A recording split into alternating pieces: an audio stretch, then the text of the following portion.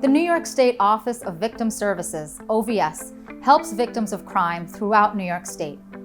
One way OVS helps is to administer the Federal Victims of Crime Act, VOCA, victim and witness assistance funds to not-for-profit and municipal agencies serving crime victims across the state. In the next few minutes, we'll talk about the direct services portion of the Performance Measurement Tool, or PMT. In case you missed it, we provided some clarity about the PMT and its demographics portion in Part 1 of this training. To review it, head to the OVS training website. We'll pick up at number 6, which starts a series of questions about the types of direct services your program provided during the reporting period. For this question, only count the services provided by a staff member either funded by OVS or by match funds. It asks about the number of individuals assisted with a victim compensation application during the reporting period. Here, you'll count the number of people who received assistance by completing a victim assistance application. Plus, you can count the number of people who benefited from the service even if they didn't submit the application. You don't count it if the individual was only provided with compensation information, however. This service should be reported only once per victim, per crime. Question 7 gives you a series of boxes to select the types of services provided by your program during the reporting period. Check the appropriate boxes depending on services provided.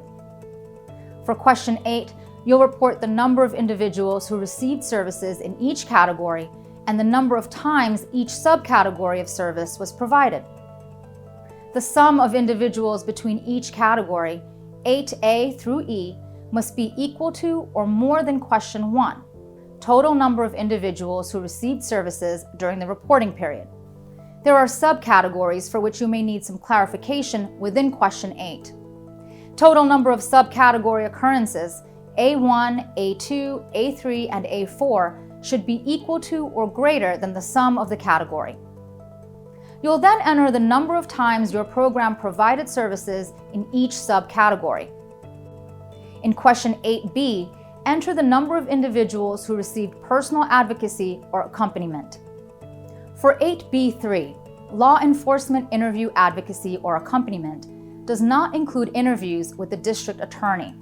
If you include it here, you cannot report it later on in subcategory 8E9. For 8B4, individual advocacy can include any additional contact with OVS about an application, an appeal, or other assistance. For 8B7, if you count a service here, you cannot count it in 8B4. For 8B9, when a client accompanies you, count each leg of the trip as one service. In question 8C, enter the number of individuals who received emotional support or safety services.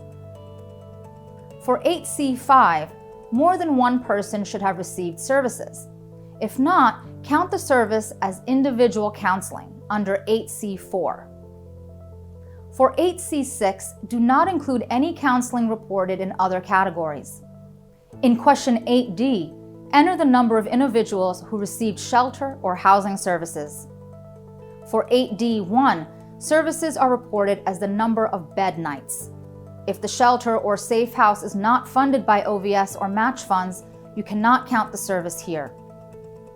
For 8D2, enter the total for all bed nights for all individuals during the reporting period. If the shelter or safe house is not funded by OVS or match funds, you cannot count the service here. For 8D3, the service must go beyond simple information or referral.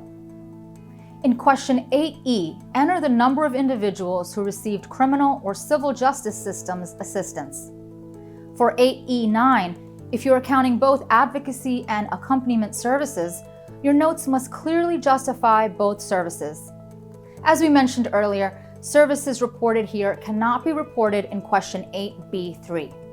For 8E11, a staff member funded by OVS or match funds must have performed the service in order to count it. The PMT also gives you the option of adding comments to help OVS understand or clarify the data you've entered.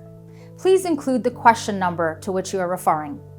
You will complete the annual questions section when submitting the PMT for July to September. but your responses will represent the entire annual reporting period from October to September. If your program's contract does not span the entire federal fiscal year, base your responses on the periods you have completed thus far.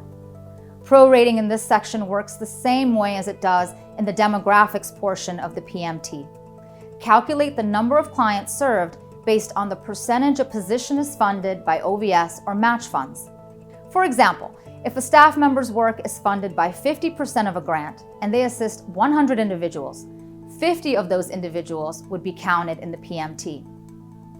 Don't forget, it is very important to submit your reports quarterly and on time so they can be reviewed by your contract manager and submitted to the Federal Office for Victims of Crime.